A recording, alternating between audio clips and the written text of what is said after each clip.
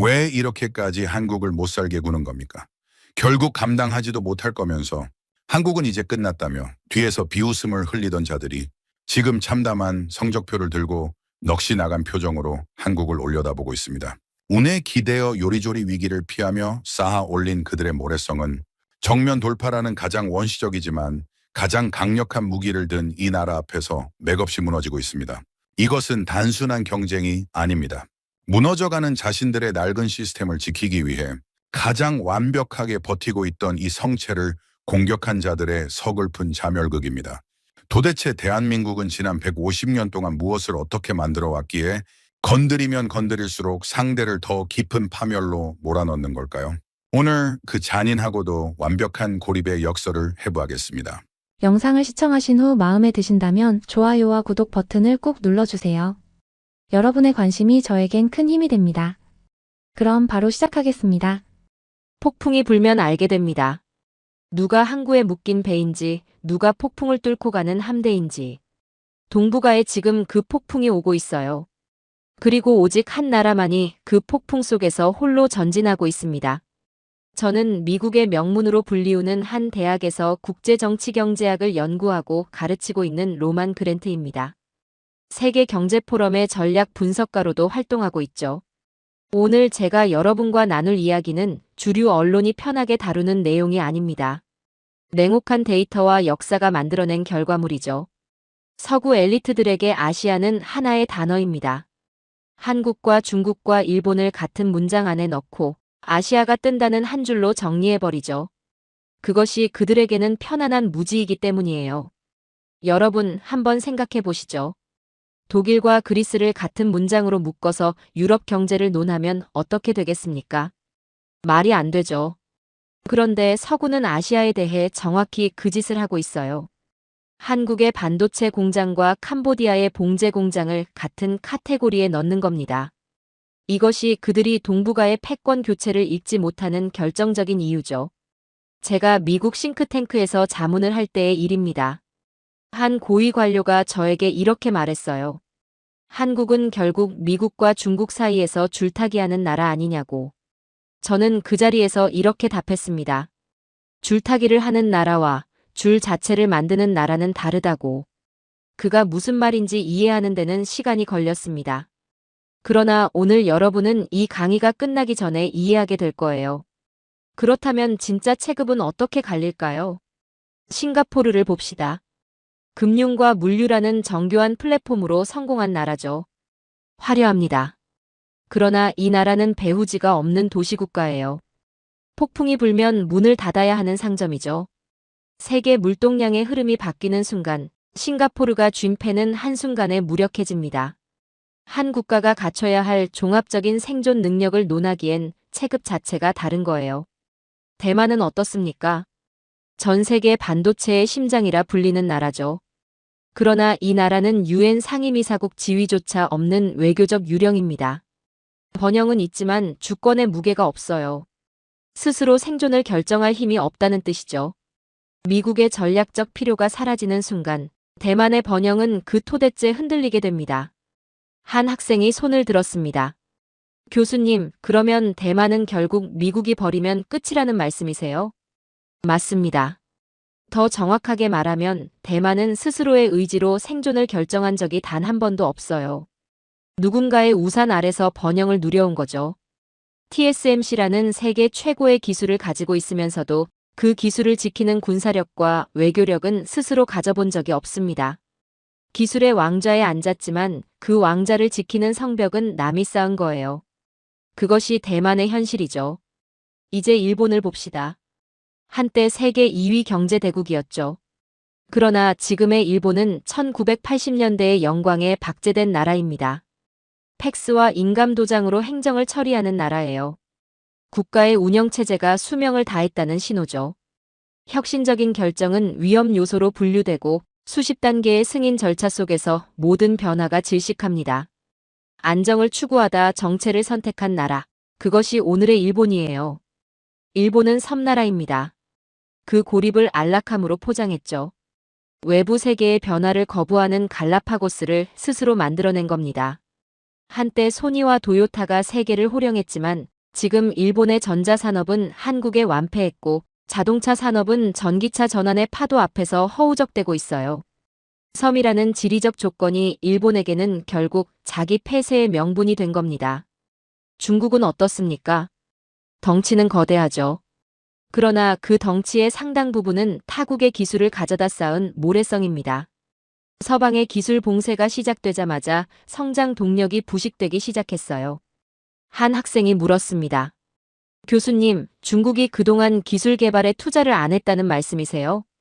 투자는 했습니다. 어마어마하게 했죠. 그런데 문제는 방향이에요. 중국의 기술 투자는 원천 기술을 만드는데 집중한 게 아니라 가져온 기술을 빠르게 복제하고 확장하는 데 집중했습니다. 추격자 단계에서는 그게 통하죠.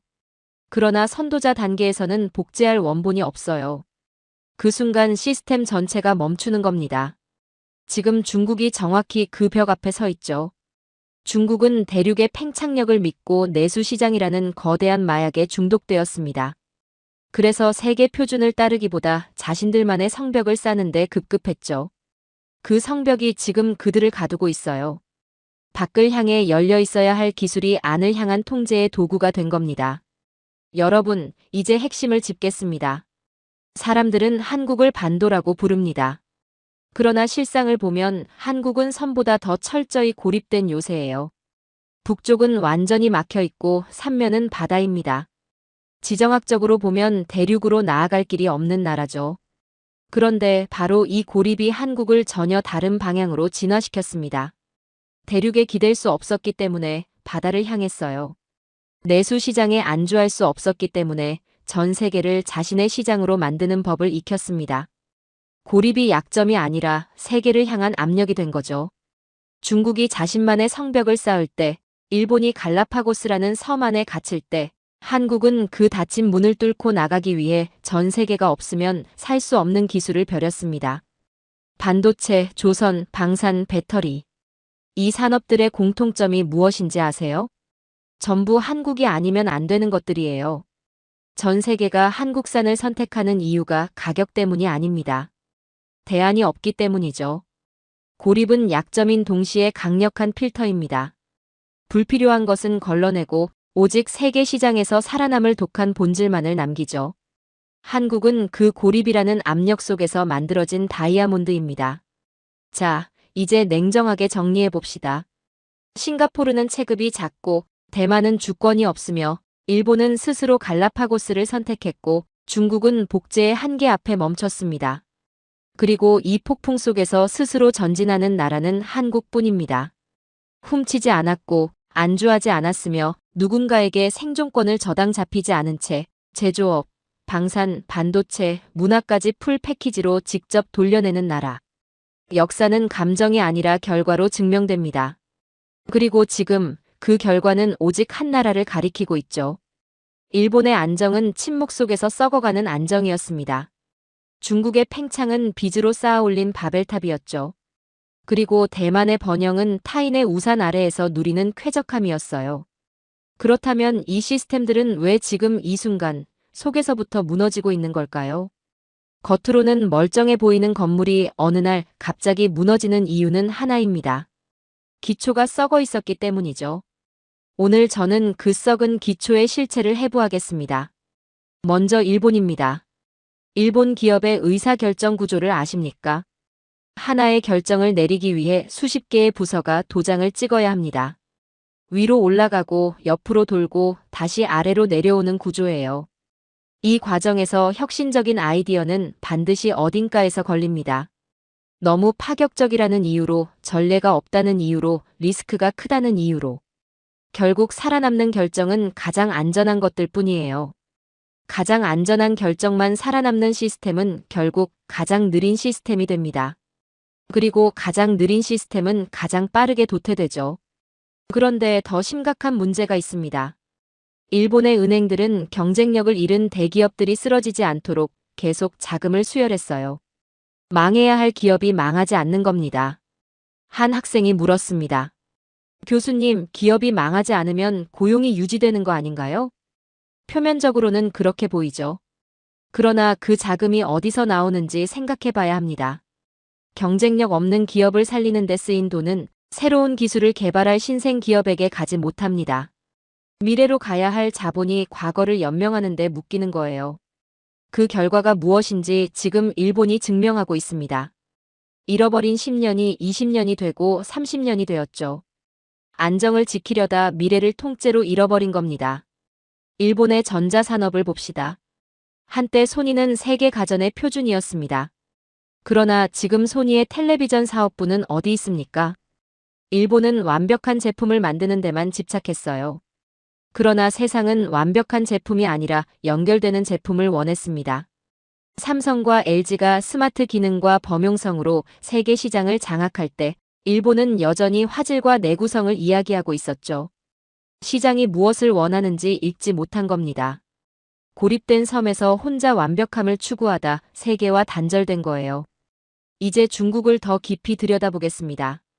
중국의 모든 기업은 공산당의 지도를 받습니다. 이것이 추격자 단계에서는 강력한 무기였어요.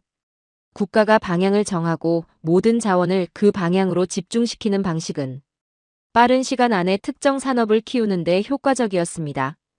반도체, 전기차, 우주산업까지 단기간에 따라잡을 수 있었던 이유죠. 그러나 이 시스템에는 치명적인 결함이 있어요. 기술 혁신보다 정치적 충성이 우선되는 기업 문화입니다. 중국에서 가장 뛰어난 엔지니어가 가장 빠르게 승진하는 게 아니에요. 당의 노선에 가장 충실한 사람이 올라가는 겁니다. 그 결과 창의적인 엔지니어들은 떠났고 남은 사람들은 시키는 일을 정확하게 하는 사람들이 됐습니다. 시키는 일을 정확하게 하는 시스템은 새로운 것을 만들지 못해요. 한 학생이 손을 들었습니다.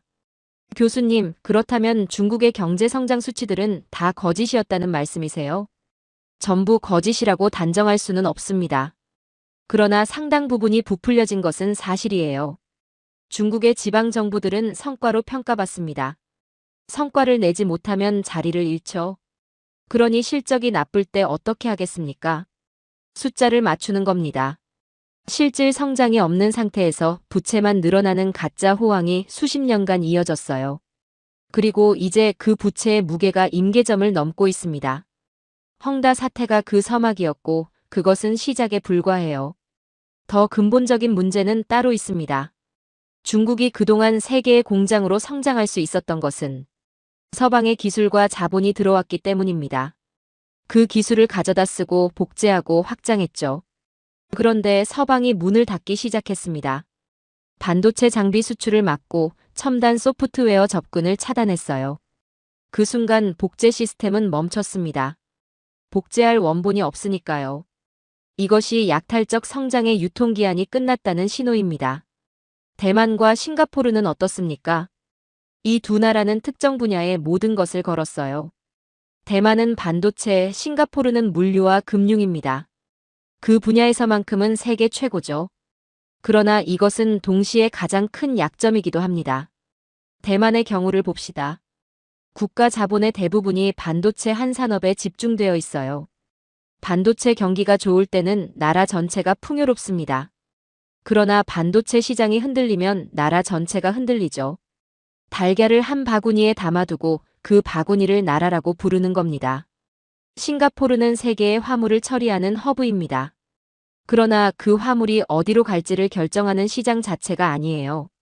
주변 대륙의 소비력이 줄어들면 가장 먼저 타격을 받는 구조입니다. 위대한 조력자이지만 폭풍 속에서 스스로 경제 지도를 다시 그릴 수 있는 설계자는 아니에요. 그렇다면 한국은 어떻게 다를까요? 한국의 기업들은 서로 치열하게 경쟁합니다. 삼성과 현대가 경쟁하고 그 경쟁이 생태계 전체를 긴장시키죠. 그런데 수출 위기의 순간이 오면 이 경쟁자들이 하나로 묶입니다. 삼성의 반도체를 현대차가 탑재하고 그 차를 포스코의 철강이 받쳐주고 그 위에 한국의 배터리가 올라가죠. 경쟁하면서 연결되는 구조입니다. 이것이 일본의 폐쇄적 계열사 구조와 근본적으로 다른 점이에요. 일본의 계열사들은 서로를 보호하기 위해 묶여 있지만 한국의 기업들은 세계와 싸우기 위해 연결됩니다. 그리고 한국은 실패한 기업을 연명시키지 않습니다. 과감하게 구조 조정하고 그 자원을 더 효율적인 곳으로 재배치해요.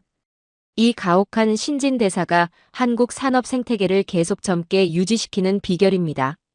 일본이 죽어가는 기업에 산소호흡기를 달아두는 동안 한국은 그 자리에 새로운 산업을 심었어요. 여러분, 시스템은 거짓말을 하지 않습니다. 어떤 구조를 가진 나라인지가 결국 그 나라의 미래를 결정하죠.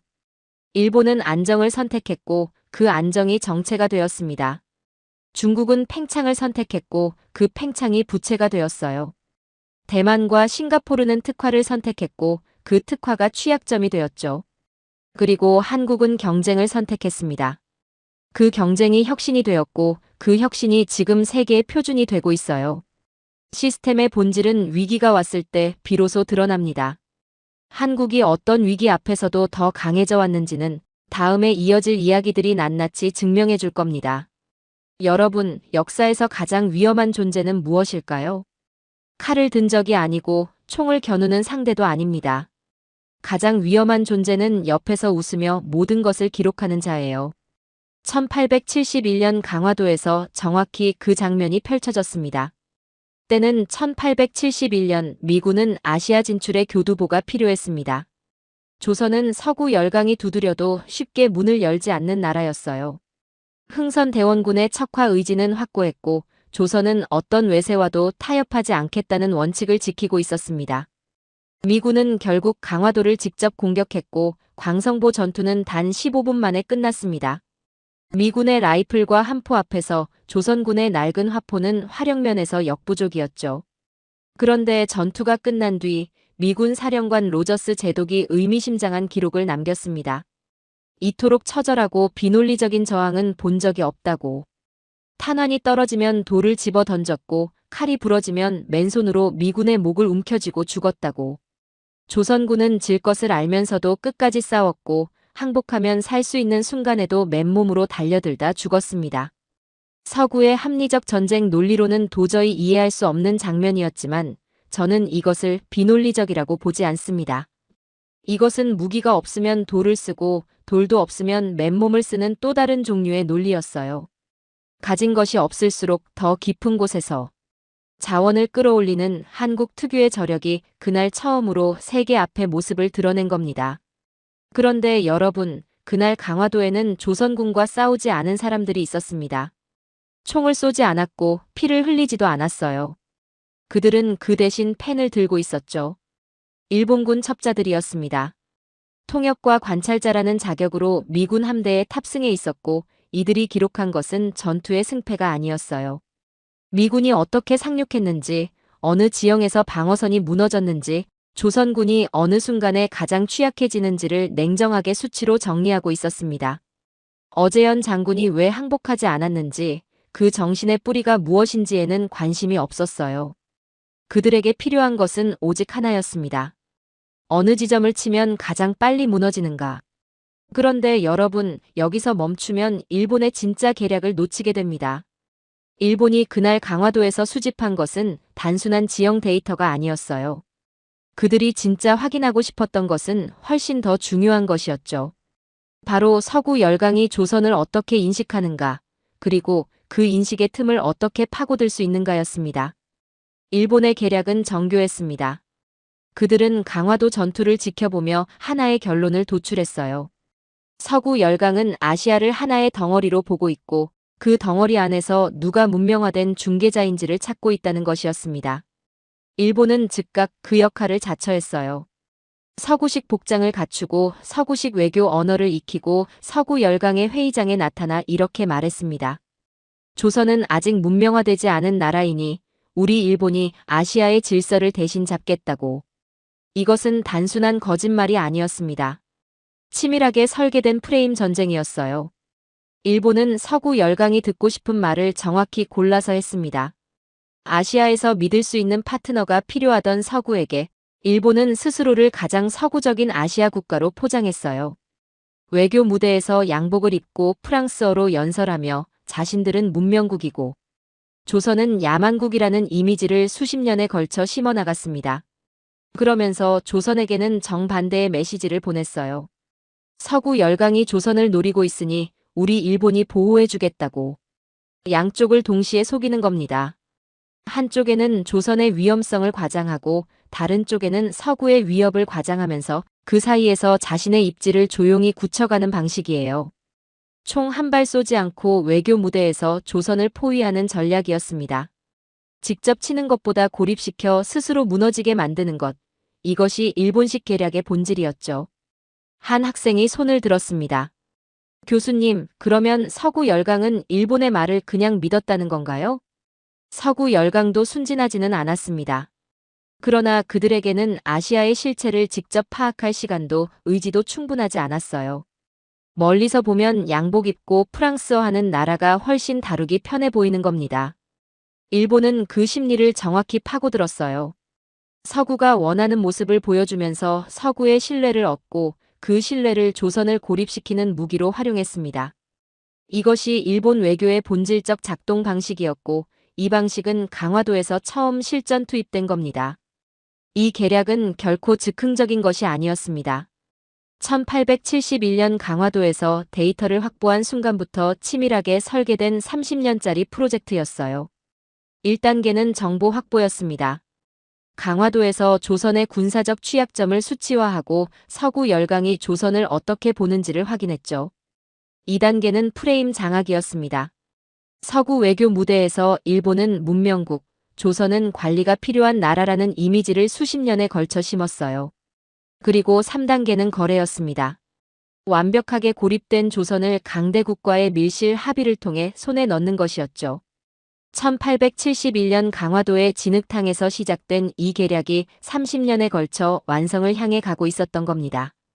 여러분, 이것이 지금도 중요한 이유가 있습니다. 일본의 방식은 그날 이후 단 한 번도 본질적으로 바뀐 적이 없기 때문이에요. 직접 맞서는 대신 관찰하고 관찰한 것을 데이터로 만들고 그 데이터로 상대를 고립시키고 고립된 상대를 강대국과의 거래에 활용하는 방식입니다. 1871년 강화도에서 초안이 작성된 이 설계도는 이후 러일 전쟁에서 다듬어지고 1905년 밀실거래에서 최종 완성됩니다. 첩자들은 펜을 들고 기록했지만 전사들은 흙을 움켜쥐고 역사를 썼습니다. 단기적으로는 펜을 든 자가 이겼습니다.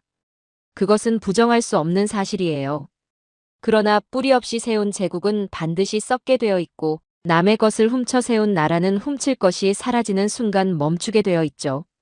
1871년 강화도의 진흙탕에서 작성된 그 청사진이 1905년 밀실에서 최종 서명되는 순간으로 지금 바로 들어가겠습니다. 강화도의 탄환이 육체적 저항이었다면 1905년의 밀실 거래는 영혼을 도둑맞은 사건입니다.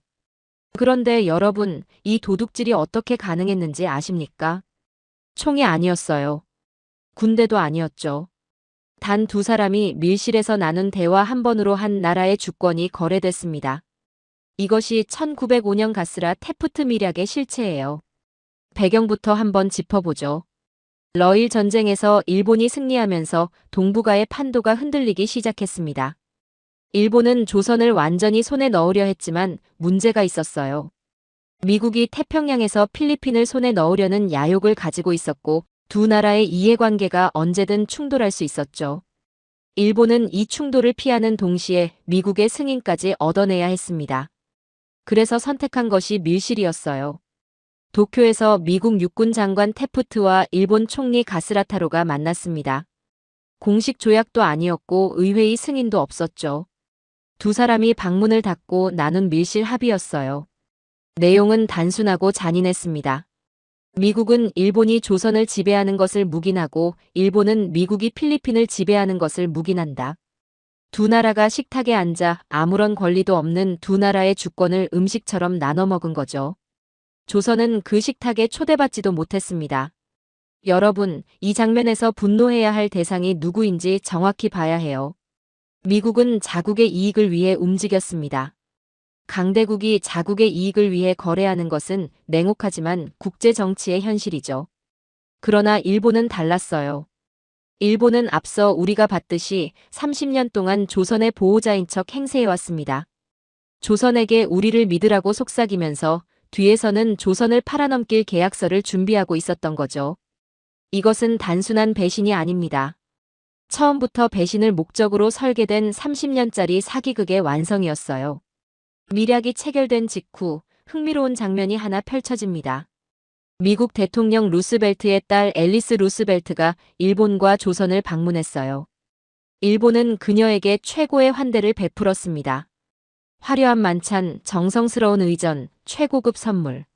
모든 것이 완벽하게 준비됐죠. 앨리스의 방문을 미국과 일본의 우호적 관계를 전 세계에 과시하는 무대로 활용하려 했기 때문입니다. 이미 밀약은 체결됐고 일본은 그 결과를 공개적으로 확인받고 싶었던 거예요. 그런데 조선의 입장은 어땠을까요? 조선은 앨리스의 방문에 희망을 걸었습니다. 미국 대통령의 딸이 왔으니 미국이 조선의 편이 되어줄 것이라는 기대였죠. 고종 황제는 직접 그녀를 접견하며 조선의 주권을 지켜달라는 메시지를 전하려 했어요. 그러나 그 순간 이미 밀약은 완성되어 있었습니다. 앨리스의 가방 속에는 조선의 희망이 아니라 조선을 일본에 넘기기로 한 합의의 결실이 담겨 있었죠. 조선이 희망을 보는 동안 일본은 이미 승리를 확신하고 있었습니다. 그렇다면 조선은 손을 놓고 있었을까요? 아닙니다. 고종 황제는 밀약의 낌새를 채고 미국에 직접 호소하려 했어요. 특사를 파견해 미국 국무장관을 만나려 했지만 미국은 그 면담 자체를 거부했습니다. 이미 합의를 마친 뒤였으니까요. 저항이 없었던 것이 아니에요. 저항했지만 일본이 미리 모든 출구를 막아놓은 겁니다. 이것이 30년짜리 고립 전략의 최종 효과였죠. 그렇다면 일본은 왜 이토록 밀실에 집착했을까요? 정면 승부를 피한 데는 이유가 있습니다.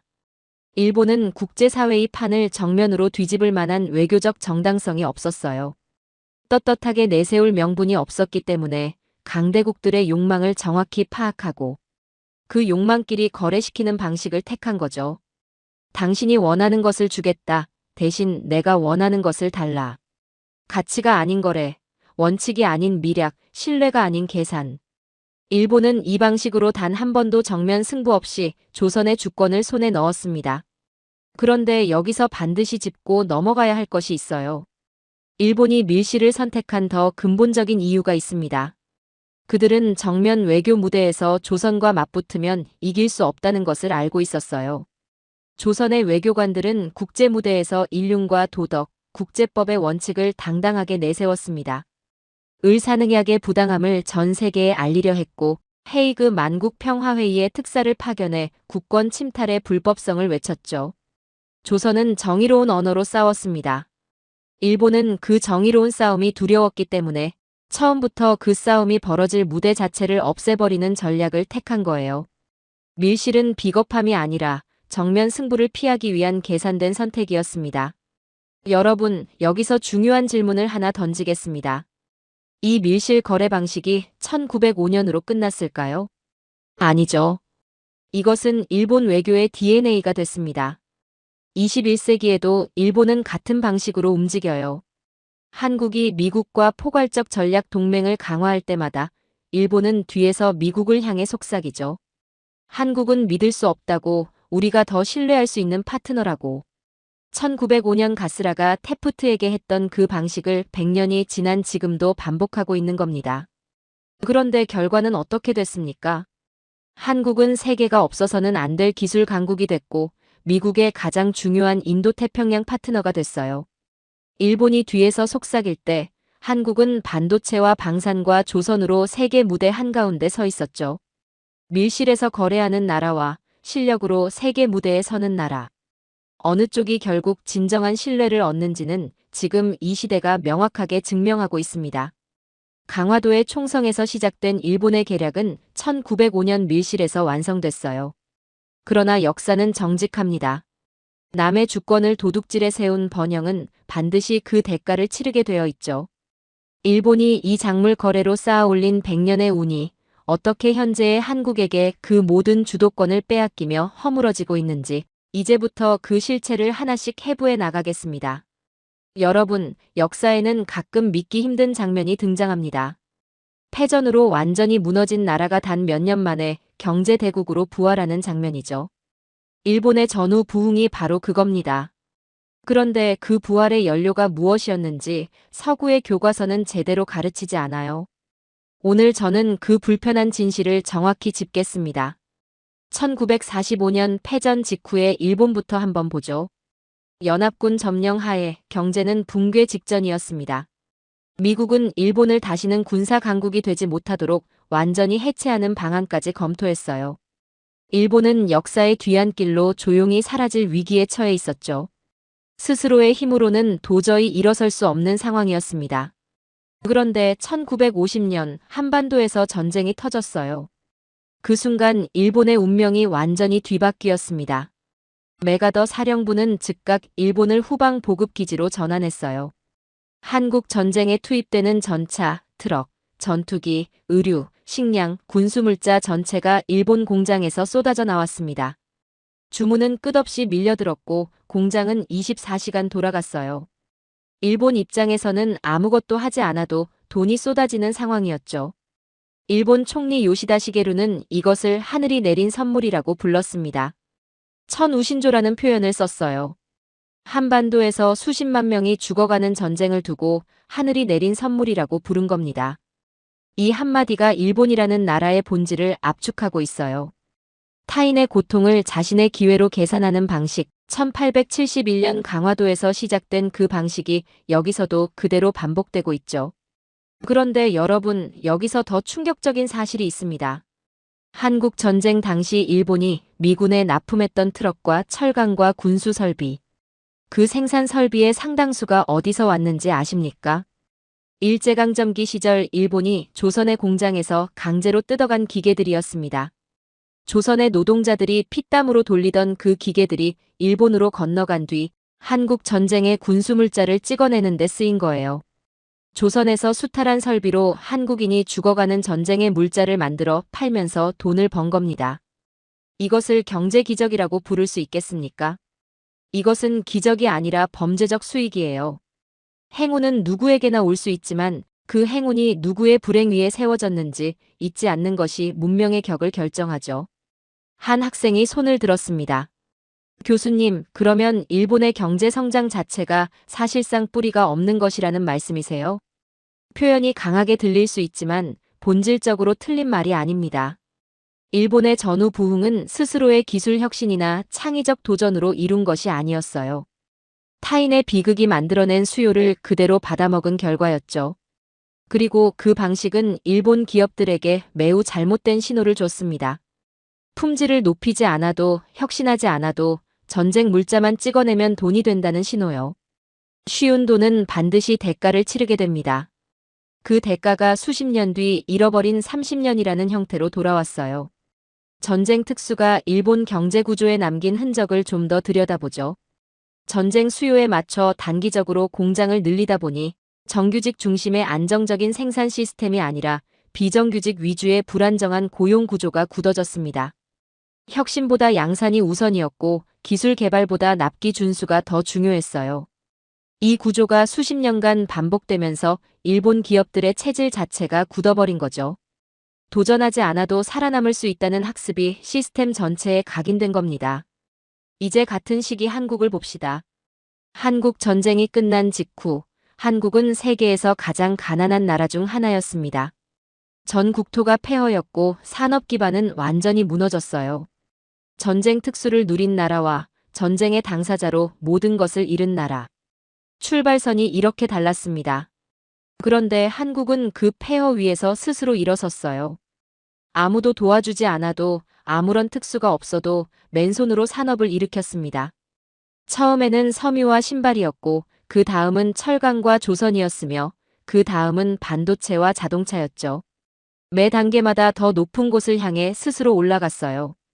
누가 시켜서 한 것이 아닙니다. 살아남기 위해 한 거죠. 그 처절한 생존 본능이 오늘날 대한민국 산업의 근육이 됐습니다. 일본은 전쟁 특수라는 행운으로 출발했고 한국은 전쟁의 폐허라는 절망에서 출발했어요. 그런데 지금 어느 나라가 더 강한 산업 생태계를 가지고 있습니까? 행운으로 시작한 나라는 행운이 다하자 멈췄고 절망에서 시작한 나라는 절망을 에너지로 바꾸며 세계의 표준을 만들고 있습니다. 여기서 결정적인 차이가 하나 더 있어요. 일본은 전쟁이 끝나자마자 한국의 성장을 경계하기 시작했습니다. 자신들의 부흥이 한국의 희생 위에 세워졌다는 것을 알고 있었기 때문이에요.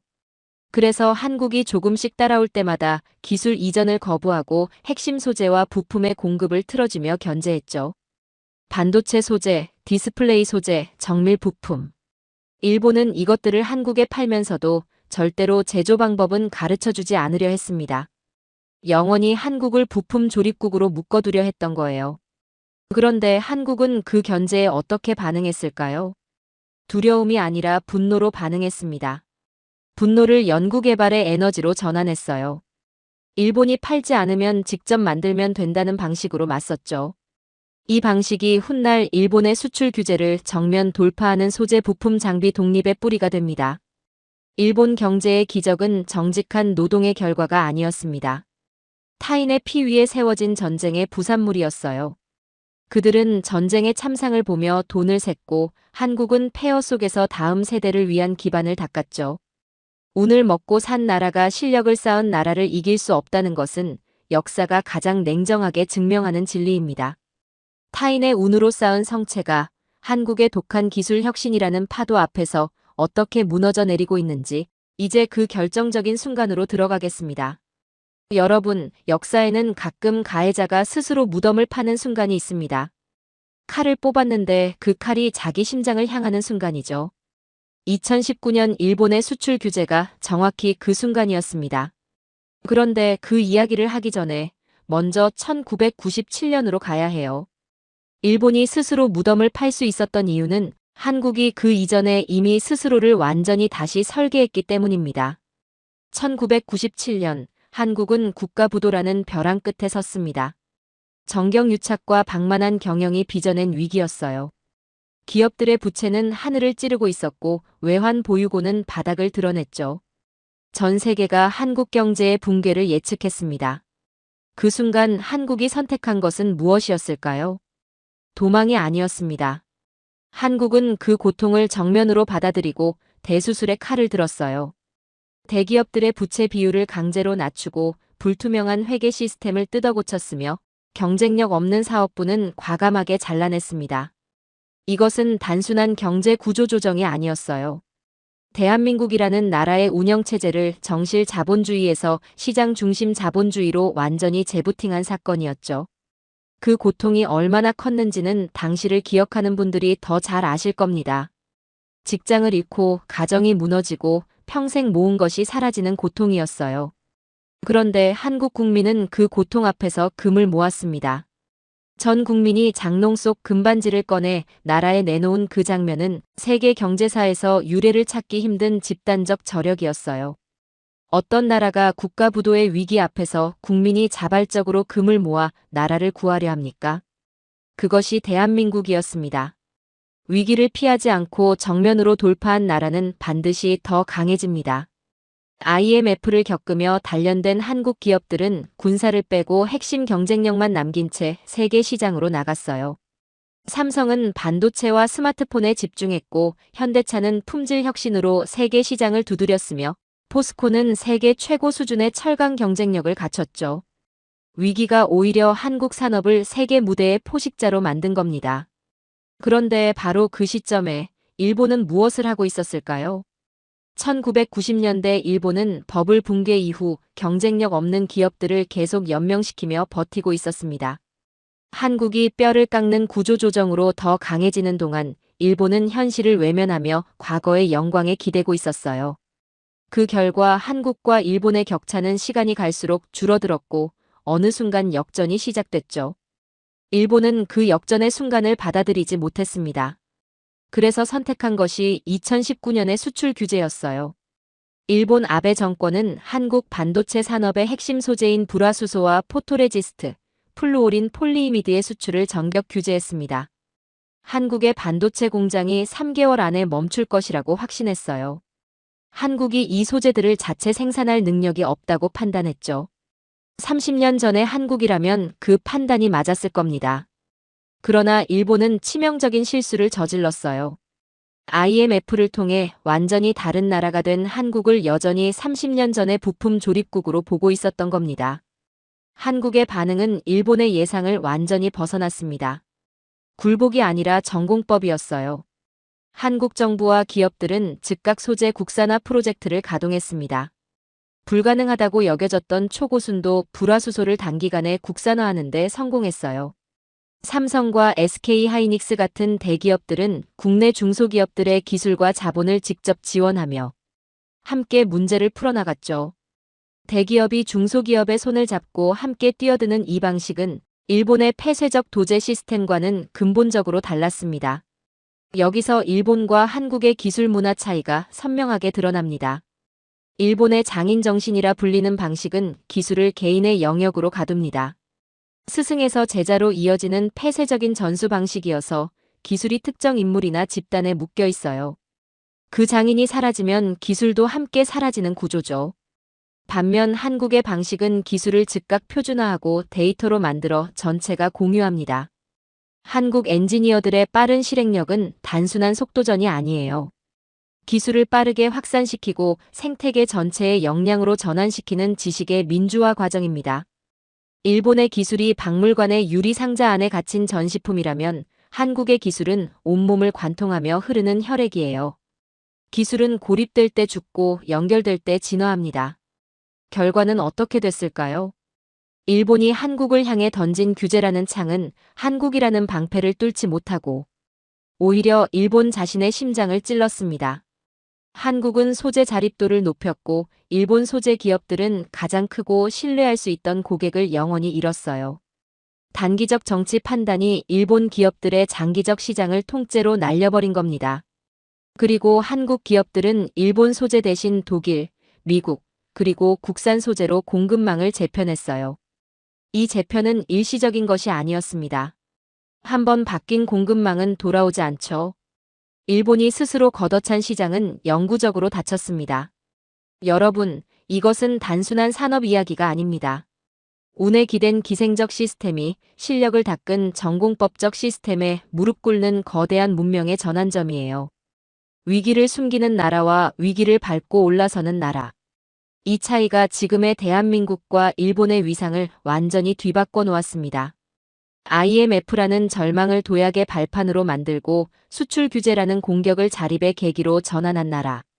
그것이 대한민국이 가진 가장 강력한 무기입니다. 어떤 외부의 압력도 이 나라를 무너뜨리지 못하는 이유가 바로 여기에 있어요. 표준을 따라가는 자는 패배하고 표준을 만드는 자는 지배합니다. 지금 동북아에서 표준을 만드는 것은 일본의 박제된 관료가 아니라 한국의 공학자들이에요. 오늘 저는 그 공학자들이 어떻게 세계의 왕자를 하나씩 차지해가고 있는지 보여드리겠습니다. 먼저 반도체부터 짚어보죠.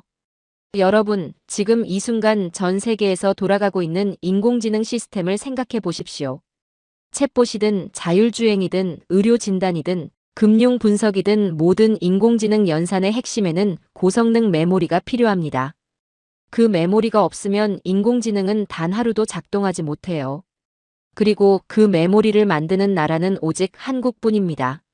무어의 법칙이 한계에 다다른 이후 반도체의 전쟁은 완전히 새로운 국면으로 접어들었어요.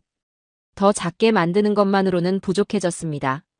이제는 얼마나 높이 쌓고 그 사이를 얼마나 정밀하게 연결하느냐의 싸움이 됐죠. 한국이 상용화에 성공한 고대 역폭 메모리가 바로 그 답입니다. 칩을 수직으로 쌓고 그 사이를 수천 개의 미세한 통로로 관통하는 기술이에요. 일본은 이 분야의 소재 공급에 머물러 있고 중국은 기술적 장벽 앞에서 진입조차 하지 못하고 있습니다. 전 세계 인공지능 데이터 센터에서 한국의 고대 역폭 메모리가 탑재되지 않은 시스템은 없어요. 한국은 이제 부품 공급자가 아닙니다. 글로벌 인공지능 생태계의 심장 그 자체가 된 거죠. 그런데 한국의 반도체 경쟁력은 단순히 좋은 제품을 만드는 것에서 그치지 않습니다. 한국 기업들은 메모리 생산 라인 자체를 인공지능으로 운영하는 지능형 공장으로 개조했어요. 24시간 스스로 학습하고 불량률을 실시간으로 감지하고 공정을 자동으로 최적화하는 시스템입니다. 이 시스템 전체를 설계하고 운용하는 소프트웨어는 오직 한국만이 독자적으로 보유하고 있어요. 하드웨어와 소프트웨어가 하나로 통합된 이 생태계는 어느 나라도 단기간에 복제할 수 없습니다. 따라하려면 반도체만 잘 만들면 되는 게 아니라 그 반도체를 만드는 시스템 전체를 처음부터 다시 설계해야 하니까요. 한 학생이 손을 들었습니다. 교수님, 중국이 막대한 자본을 투입해서 추격하고 있다고 들었는데 결국 따라잡히는 것 아닌가요? 자본만으로는 안 됩니다. 반도체는 돈을 쏟아붓는다고 만들어지는 것이 아니에요. 수십 년에 걸쳐 축적된 공정 노하우, 엔지니어들의 감각, 실패를 통해 쌓인 데이터가 결합돼야 합니다. 중국이 반도체에 투자를 시작한 것은 이미 오래됐지만 아직도 한국의 기술 수준에 한참 못 미치는 이유가 바로 그겁니다. 돈으로 살 수 없는 것이 있어요. 그것이 한국이 가진 가장 강력한 해자입니다. 이제 조선 산업을 보죠. 영하 163도로 액화된 천연가스를 바다 위에서 운반한다는 것이 어떤 의미인지 생각해 보셨습니까? 온도가 조금만 올라가도 가스가 기화되고 기화된 가스가 새어나가면 폭발입니다. 수만 톤의 액화가스를 실은 배가 태풍을 만나고 거친 파도를 견디면서 수개월을 항해해야 해요. 이것은 단순한 배를 만드는 기술이 아닙니다. 물리적 극한을 정복하는 공학이에요. 중국은 저가 수주로 조선 시장에 뛰어들었습니다. 가격을 낮추면 시장을 빼앗을 수 있다고 판단했죠. 그런데 현실은 달랐어요. 중국산 선박은 잦은 결함과 운항 중 정지 사고로 세계 선주들의 신뢰를 잃었습니다. 가장 싼 배가 아니라 가장 안전한 배가 필요한 이유는 단순해요.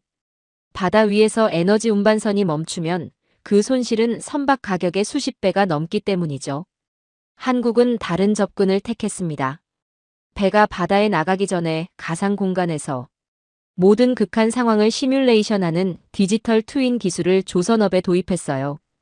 태풍, 결빙, 충돌, 기계 결함까지 수천 가지 시나리오를 미리 검증한 뒤 바다로 내보내는 겁니다. 그 결과 한국산 액화천연가스 운반선의 사고율은 사실상 제로에 가깝습니다. 세계 선주들이 20% 더 비싸더라도 한국의 선박을 택하는 이유가 바로 이것이에요. 이것은 경제 논리가 아닙니다. 생존 논리죠. 이제 방산을 보겠습니다. 유럽의 방산 강자들을 보면 무기 하나를 개발하는데 10년이 걸립니다. 계약부터 납품까지 수년이 걸리고 가격은 천문학적이에요. 전쟁은 기다려주지 않는데 무기 납품은 기다리라고 하는 겁니다. 한국은 이 문제를 완전히 다른 방식으로 풀었어요. 자동차 생산 공정의 효율성을 방산에 이식한 겁니다. 모듈형 생산 방식으로 전차와 자주포를 만들고 소프트웨어 업데이트로 전장 상황에 맞춰 성능을 즉각 개선하는 시스템을 구축했어요.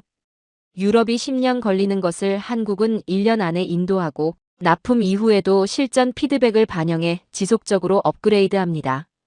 폴란드가 오랜 우방인 독일의 전차를 포기하고 한국의 K2 전차를 선택한 것은 이 강의에서 가장 상징적인 장면 중 하나입니다. 폴란드 국방부의 선택 이유는 명확했어요. 전쟁은 기다려주지 않는다고. 지금 당장 필요한 전력을 지금 당장 공급할 수 있는 나라가 한국뿐이었다는 겁니다.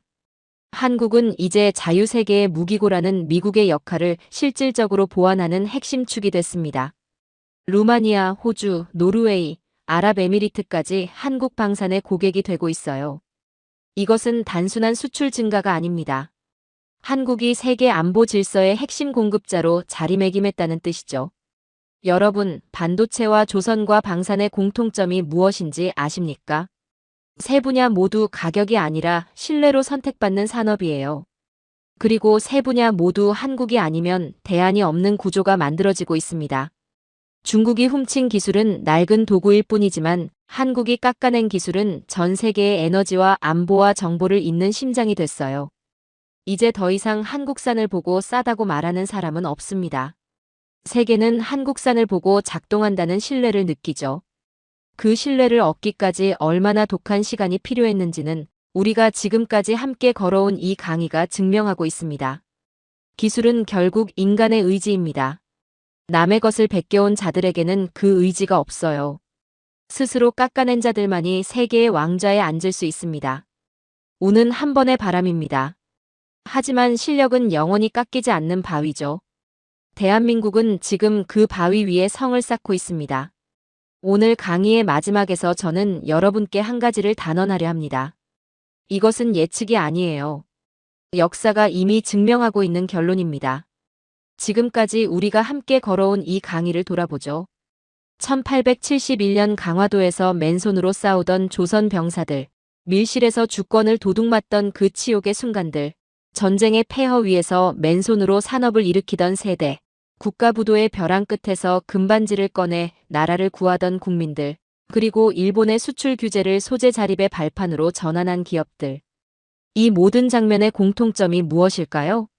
한국은 단 한 번도 운이 좋았던 적이 없었다는 겁니다. 오히려 매번 가장 불리한 조건에서 시작했어요. 그런데도 매번 더 강해졌습니다. 이것이 우연일까요? 아니에요. 이것은 시스템입니다. 위기를 에너지로 바꾸는 순환형 시스템이 이 나라의 DNA 속에 새겨져 있는 거죠. 일본의 안정은 정체였습니다. 중국의 팽창은 붕괴의 전주곡이었어요. 대만의 번영은 타인의 우산 아래 있었고 싱가포르의 화려함은 폭풍 앞에 문을 닫아야 하는 상점이었죠. 그러나 한국은 폭풍이 불수록 더 단단해지는 나라였습니다. 왜 역사는 한국을 선택했을까요? 답은 하나입니다. 한국만이 위기를 회피하지 않고 정면으로 돌파하는 방식을 반복적으로 증명해왔기 때문이에요. 그렇다면 지금 한국은 어느 지점에 서 있을까요? 과거 한국은 선진국을 따라가는 추격자였습니다. 남이 만든 기술을 더 빠르게, 더 싸게 만들어내는 것이 목표였죠. 그러나 지금은 다릅니다. 한국은 더 이상 누구를 따라가지 않아요. 스스로 길을 만들고 있습니다. 반도체 분야에서 한국은 인공지능 시대의 두뇌를 공급하는 나라가 됐어요. 조선 분야에서는 세계의 에너지를 실어 나르는 가장 신뢰할 수 있는 운반자가 됐습니다. 방산 분야에서는 자유세계의 안보를 실질적으로 뒷받침하는 무기고가 됐죠. 그리고 이 세 분야의 공통점은 하나입니다. 한국이 없으면 세계가 멈춘다는 거예요. 이것이 진정한 대국의 의미입니다. 영토의 크기가 아니라 전 세계가 그 나라의 시스템 없이는 문명을 유지할 수 없는 필수 불가결성. 한국은 이미 그 단계에 진입했습니다. 그런데 여러분, 여기서 멈추면 한국의 미래를 절반밖에 보지 못하는 겁니다. 지금 한국이 설계하고 있는 것이 하나 더 있어요. 바로 에너지 주권입니다. 인공지능이 세상을 바꾸고 있습니다. 그런데 인공지능을 돌리는 데이터 센터는 어마어마한 전력을 소비해요. 앞으로 10년 전 세계 전력 수요의 상당 부분이 인공지능 인프라로 향할 겁니다. 그 전력을 누가 공급하느냐가 결국 인공지능 패권을 결정하죠. 한국은 이 질문에 대한 답을 이미 준비하고 있습니다. 세계 최고 수준의 원전 기술과 현재 개발 중인 소형 모듈 원전이 그 답이에요. 소형 모듈 원전은 대형 원전처럼 거대한 부지가 필요하지 않습니다. 데이터 센터 옆에 바로 붙여서 안정적인 전력을 공급할 수 있는 차세대 에너지 시스템이에요. 중국의 공급망 압박에서 자유롭고 석유 가격 변동에도 흔들리지 않는 에너지 방패죠. 인공지능의 두뇌는 한국의 반도체가 만들고 그 두뇌를 돌리는 심장은 한국의 원전이 뛰게 합니다. 반도체라는 머리와 방산이라는 팔에 더해 에너지라는 심장까지 스스로 설계하는 나라. 이것이 앞으로 세계가 대한민국을 바라보게 될 이유입니다. 한 학생이 손을 들었습니다. 교수님, 그런데 한국도 결국 인구 감소와 내부 갈등 같은 문제가 있지 않나요? 그런 문제들이 발목을 잡을 수도 있지 않을까요? 예리한 질문이에요. 맞습니다. 한국도 도전 과제가 있죠. 그러나 저는 이렇게 반문하고 싶습니다. 지금까지 이 강의에서 우리가 본 한국의 역사에서 도전 과제가 없었던 적이 단 한 번이라도 있었습니까? 일본의 침략, 전쟁의 폐허, 국가부도, 기술 봉쇄. 그 모든 것을 돌파한 나라가 인구 문제 앞에서 멈출 거라고 생각한다면 그것이야말로 한국을 과소평가하는 겁니다. 한국은 위기 앞에서 무릎 꿇는 나라가 아니에요. 위기를 새로운 도약의 발판으로 삼는 나라입니다. 이제 마지막으로 일본 이야기를 하나 더 하겠습니다. 일본이 팩스를 버리지 못하는 이유가 무엇인지 아십니까? 낡은 기계 때문이 아닙니다. 그 팩스를 돌리며 안락함을 누려온 기득권의 관성 때문이에요. 새로운 시스템이 들어오면 자신들의 자리가 흔들리니까 변화 자체를 막는 겁니다. 이것이 일본이 디지털 전환에서 세계에서 가장 뒤처진 나라가 된 이유예요. 안락함이 시스템을 죽인 겁니다. 반면 한국은 스스로의 팩스를 먼저 부쉈습니다. IMF 때 멀쩡한 기업도 과감히 구조 조정했고 잘 팔리던 제품도 더 나은 것으로 교체했어요. 안락함에 안주하지 않고 스스로를 끊임없이 파괴하고 재건하는 방식, 그것이 한국이 이 거친 동북아에서 유일한 성체로 우뚝 선 이유입니다. 여러분, 동북아의 질서는 바뀌고 있습니다. 일본이 과거를 그리워하고 중국이 현재를 은폐하며 대만이 내일을 불안해할 때 한국은 스스로 미래를 설계하고 있어요. 누가 모래 위에 집을 지었고 누가 단단한 안반 위에 성체를 쌓았는지 지금 이 시대가 하루하루 증명하고 있습니다. 역사는 운이 좋은 나라를 기억하지 않습니다. 역사는 가장 독하게 자신의 길을 깎아낸 나라를 기억하죠. 한국인은 운을 기다리는 법을 배우지 않았습니다. 처절한 전공법으로 바닥부터 시스템을 설계하는 법을 배웠어요. 강화도의 흙먼지 속에서, 밀실 배신의 치욕 속에서, 전쟁의 폐허 속에서, 국가 부도의 벼랑 끝에서 매번 더 강해지는 것이 이 나라의 방식이었습니다. 그것이 대한민국이 동북아의 유일한 성체이자 다가올 시대의 진정한 리더가 된 이유입니다. 이것이 제가 수십 년간 동아시아를 연구하며 도달한 결론이에요. 차갑고 냉혹한 데이터가 가리키는 방향은 하나입니다. 앞으로의 시대는 대한민국의 시대입니다.